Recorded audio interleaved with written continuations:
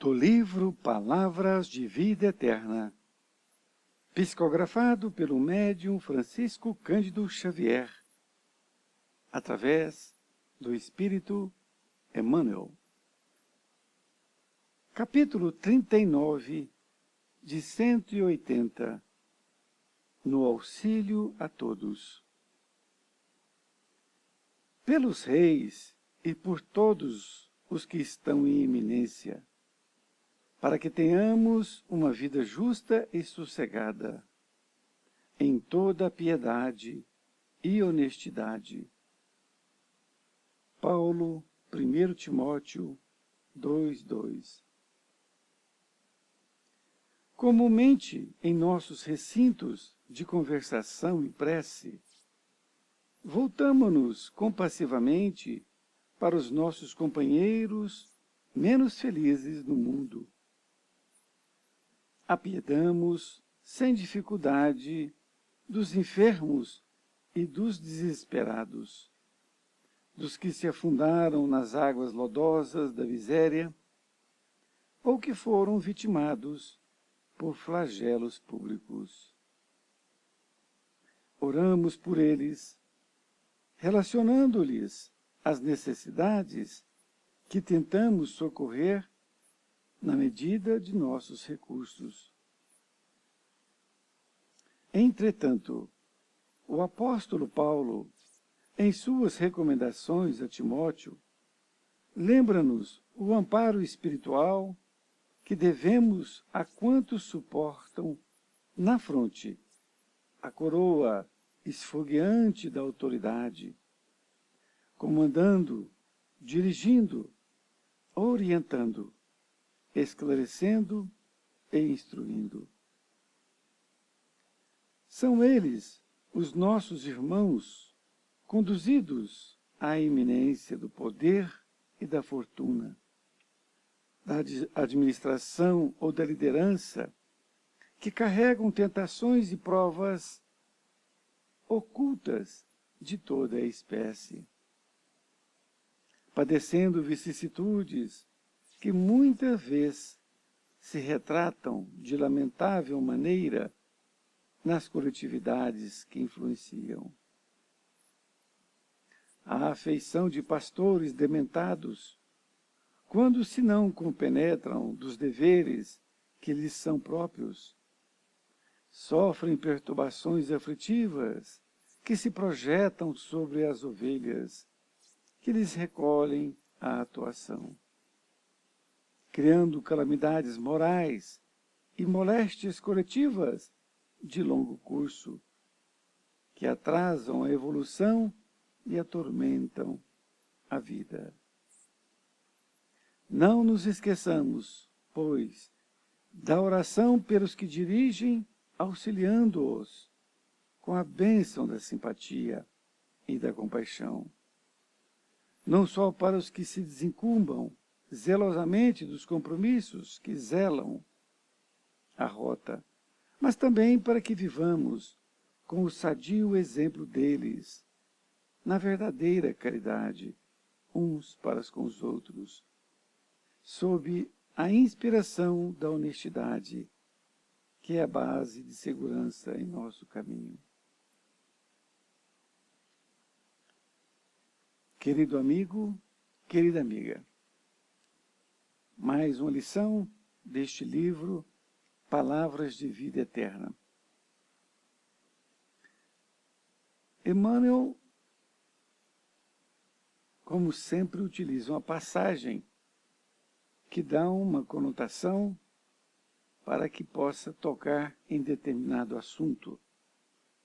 E este agora é um assunto muito interessante. O título é No Auxílio a Todos. Muitas vezes, como aqui vamos ver, nós pensamos em auxiliar financeiramente ou com orações somente aquelas criaturas que estão passando por dificuldades de doença, de calamidades, não é?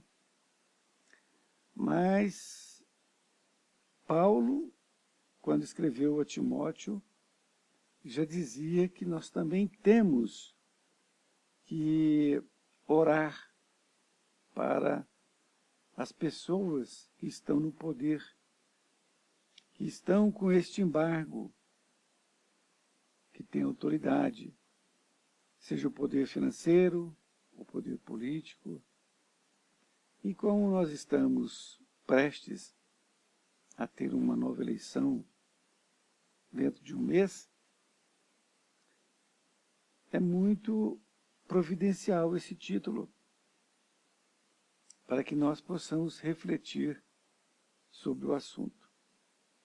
Então, inicia aqui Paulo quando escreveu a Timóteo: pelos reis e por todos os que estão em eminência, para que tenhamos uma vida justa e sossegada em toda a piedade e honestidade. Então, ele diz que nós temos que orar pelos reis e por todos os que estão em eminência, que são as criaturas que estão no poder, seja no poder político, seja no poder financeiro, não é? De certa forma, ele está com este embargo. Então, Emmanuel começa a dizer que, comumente, nos nossos recintos de conversação e prece, nós voltamos compassivamente para os nossos companheiros menos felizes do mundo. E esses companheiros que a gente normalmente vê são os enfermos, os desesperados, não é? Que afundaram na miséria, nos flagelos públicos, né? Que existem. E nós tentamos socorrê-los dentro das nossas condições e recursos.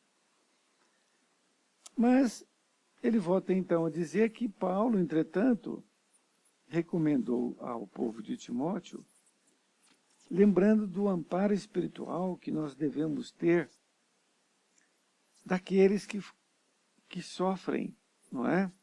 Que estão com que suportam na fronte essa coroa esfogueante da autoridade, que está comandando, dirigindo, orientando, esclarecendo e instruindo.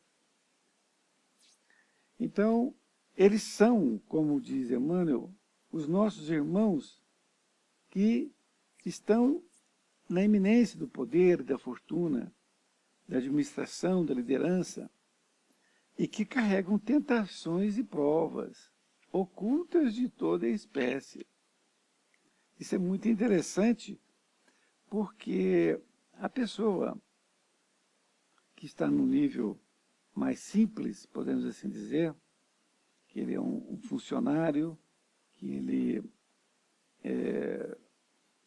tem um salário relativamente simples, ele, quando vê uma pessoa, um eminente político, um eminente empresário, e ele vê também pessoas que estão lhe comandando, um gerente, um presidente de uma empresa, ele acha que essas pessoas, por estarem onde estão, que elas não têm problemas, não é? Porque elas têm dinheiro, então acham que não tem problemas. E Paulo lembra muito bem que não é bem assim. Ela tem problemas de toda ordem. Ela pode até não ter o problema de dinheiro, o que é uma questão relativa também, porque para uma pessoa simples, uma certa quantia é uma fortuna, mas para uma pessoa que tem um nível mais elevado, aquela quantia é insignificante, não é? Ele tem mais despesas, é proporcional tudo ao cargo que está naquele momento. Então, nós não devemos nos enganar quanto a problemas, quanto a dificuldades, porque eles não têm nada a ver com dinheiro. a gente ouve muito pessoas dizendo, se tivesse o dinheiro, eu teria meus problemas resolvidos. Não é bem assim, não é? As dores do coração, o dinheiro não acalma. Não é assim? E Emmanuel continua dizendo que a afeição de pastores dementados, quando não compenetram dos deveres que são próprios, sofrem perturbações aflitivas, que projetam sobre as ovelhas que lhe recorrem a atuação, criando calamidades morais e moléstias coletivas ao longo do curso, que atrasam a evolução e atormentam a vida. Ele faz uma comparação dessas pessoas que têm o poder, que têm a riqueza, e que, portanto, estão incumbidas de dar o progresso, de dar o trabalho a todas as pessoas, porque isso é um dever. Isto é uma obrigação que a pessoa tem. Então, ele faz essa comparação dessas pessoas com aqueles pastores dementados, ou seja, aqueles pastores de ovelhas que não têm a responsabilidade necessária e deixam as suas ovelhas, né, ovelhas mesmo, sem cuidados. O que ocorre? Essas ovelhas vão para o precipício, não é? E acabam todas se separando e morrendo todas. Então, ele faz essa comparação porque essas pessoas que estão no poder do dinheiro ou da política, seja qual for, ou de uma empresa, elas têm uma responsabilidade muito grande, e que, se elas vierem a perecerem ou falharem, isto recai, com certeza, em todas aquelas pessoas que estão ligadas a ela diretamente, não é? Então, Emmanuel continua dizendo, não nos esqueçamos, pois, da oração pelos que dirigem, auxiliando-os com a bênção da simpatia e da compaixão, não só para que se desincumbam zelosamente dos compromissos que lhes selam a rota, mas também para que vivamos com o sadio exemplo deles, a verdadeira caridade uns para com os outros, sob a inspiração da honestidade, que é a base da segurança em nosso caminho. Esse parágrafo é muito interessante, porque ele diz que nós não devemos esquecer da oração com essas pessoas que nos dirigem.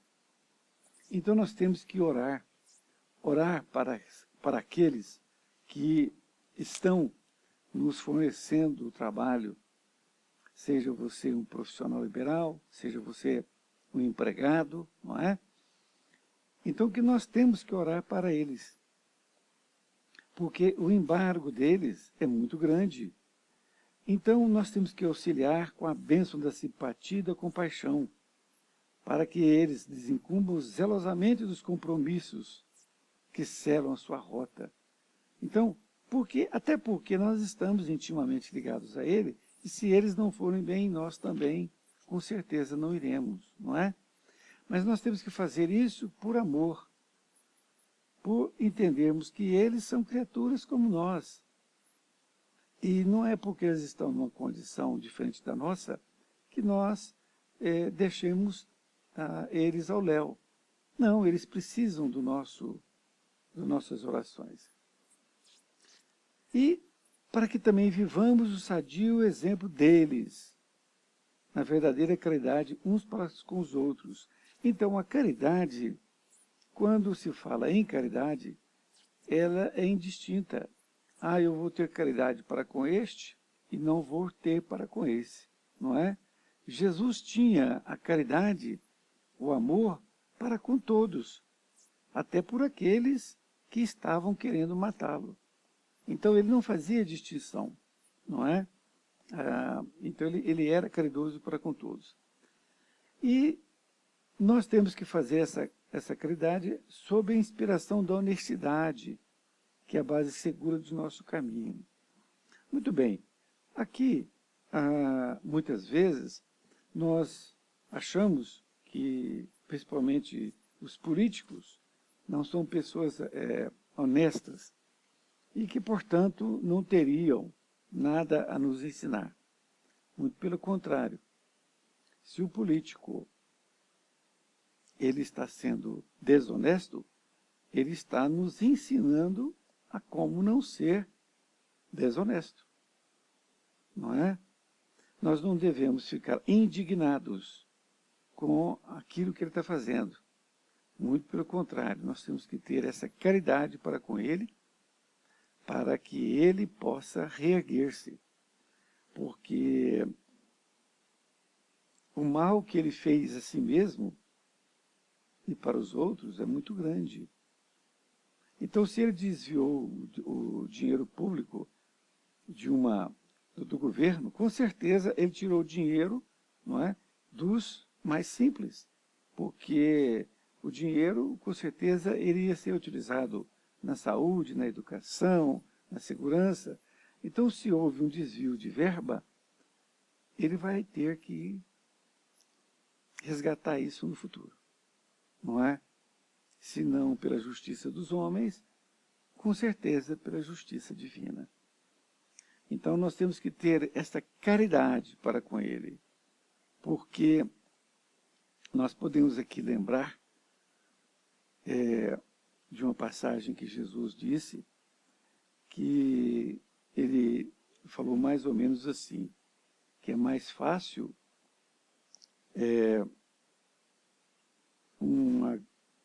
uma linha entrar no buraco da agulha do que um rico no reino dos céus.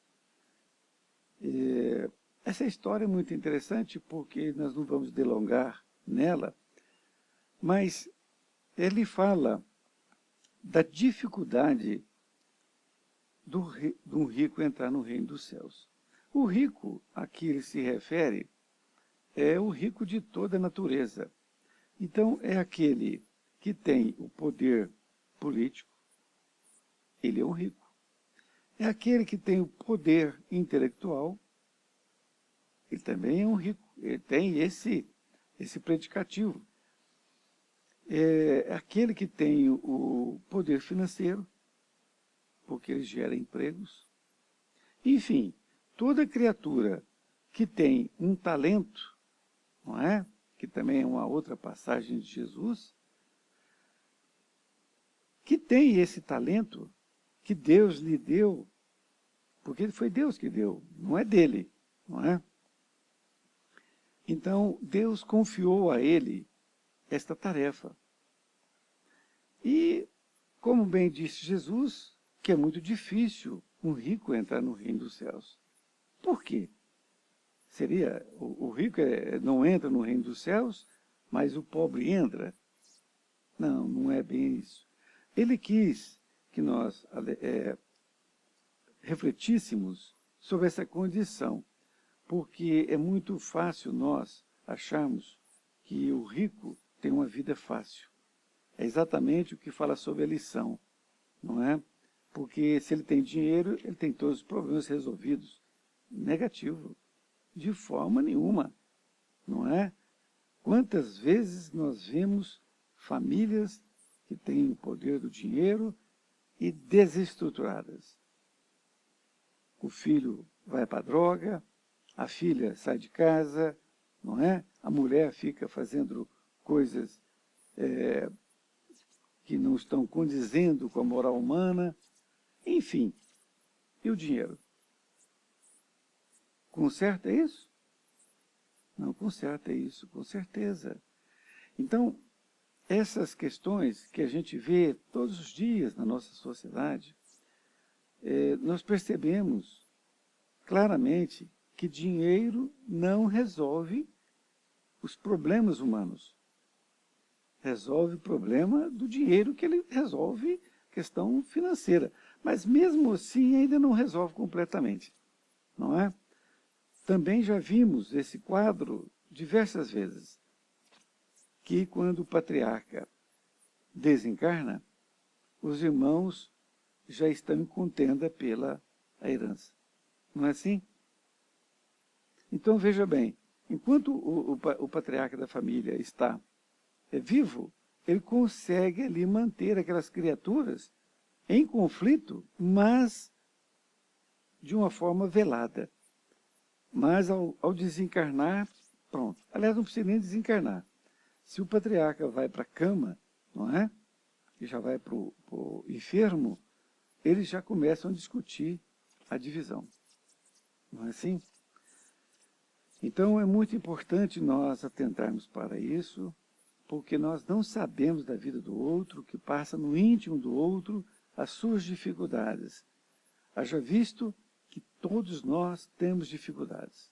Todos nós. Não tem aquele que não tem dificuldades. As dificuldades são inerentes da nossa própria vida para que nós possamos crescer, ultrapassar essas dificuldades.